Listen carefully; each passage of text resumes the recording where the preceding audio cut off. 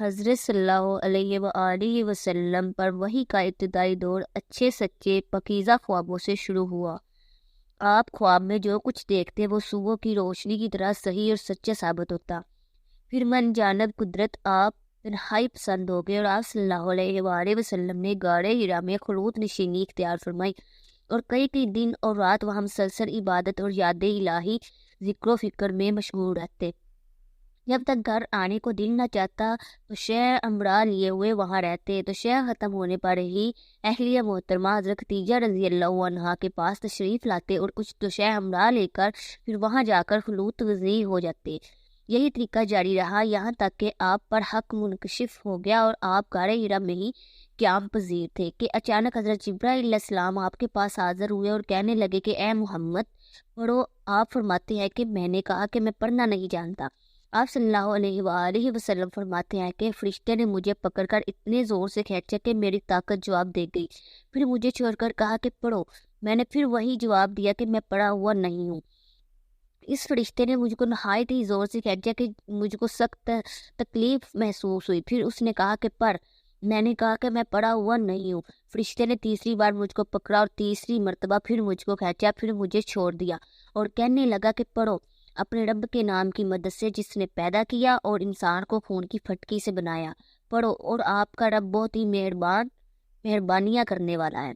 بس یہی آیتیں آپ حضرت جبرائیل علیہ السلام سے سن کر اس حال میں غار ہرا سے واپس ہوئے کہ آپ کا دل اس انوکھے واقعہ سے کانپ رہا تھا۔ آپ حضرت خدیجہ کے ہاں تشریف لائے اور فرمایا کہ مجھے کمبل اڑا دو۔ لوگوں نے آپ کو کمبل اڑا دیا۔ جب آپ کا ڈر جاتا رہا تو آپ نے اپنی زوجہ محترمہ حضرت خدیجہ رضی اللہ عنہا کو تفصیل کے ساتھ یہ واقعہ سنایا اور فرمانے لگے کہ مجھ کو اب اپنی جان کا خوف ہو گیا ہے۔ آپ کی اہلیہ محترمہ حضرت خدیجہ رضی اللہ عنہا نے آپ کی ڈھارس بندائی اور کہا کہ آپ کا خیال صحیح نہیں ہے، خدا کی قسم آپ کو اللہ کبھی رسوا نہیں کرے گا۔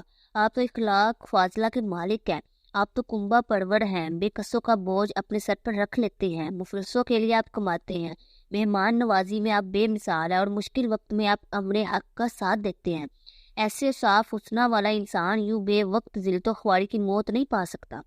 پھر مزید تسلی کے لیے حضرت خدیجہ رضی اللہ عنہا آپ صلی اللہ علیہ وآلہ وسلم کو ورقہ بن نوفل کے پاس لے گئی جو ان کے چچا زاد بھائی تھے اور زمانہ جاہلیت میں نصرانی مذہب اختیار کر چکے تھے اور عبرانی زبان کے قاطع تھے، چنانچہ انجیل کو بھی حسب منشائے خداوندی عبرانی زبان میں لکھا کرتے تھے۔ وہ بہت بوڑھے ہو گئے تھے یہاں تک کہ ان کی بینائی بھی رخصت ہو چکی تھی۔ حضرت خدیجہ رضی اللہ عنہا نے ان کے سامنے آپ کے حالات بیان کیے اور کہا کہ اے چچا زاد بھائی اپنے بھتیجے یعنی محمد صلی اللہ علیہ وآلہ وسلم کی زبانی ذرا ان کی کیفیت سن لیجئے۔ وہ بولے کہ بھتیجے آپ نے جو کچھ دیکھا ہے اس کی تفصیل سناؤ۔ چنانچہ آپ صلی اللہ علیہ وآلہ وسلم نے از اول تا آخر پورا واقعہ سنایا، جسے سن کر ورقہ بے اختیار ہو کر بولا اٹھے کہ یہ تو وہی ناموس یعنی معزز رازدان فرشتہ ہے جسے اللہ نے حضرت موسیٰ علیہ السلام پر وحی دے کر بھیجا تھا۔ کاش میں آپ کے اس عہد نبوت کے شروع ہونے پر جوان امر ہوتا، کاش میں اس وقت تک زندہ رہتا جبکہ آپ کی قوم آپ کو اس شہر سے نکال دے گی۔ رسول کریم صلی اللہ علیہ وآلہ وسلم نے یہ سن کر تعجب سے پوچھا کہ کیا وہ لوگ مجھ کو نکال دیں گے حالانکہ میں تو ان میں صادق و امین مقبول ہوں؟ ورقہ بولا ہاں یہ سب کچھ سچ ہے، مگر جو شخص بھی آپ کی طرح امر حق لے کر آیا لوگ اس کے دشمن ہی ہو گئے ہیں۔ اگر مجھے آپ کی نبوت کا وہ زمانہ مل جائے تو میں آپ کی پوری مدد کروں گا۔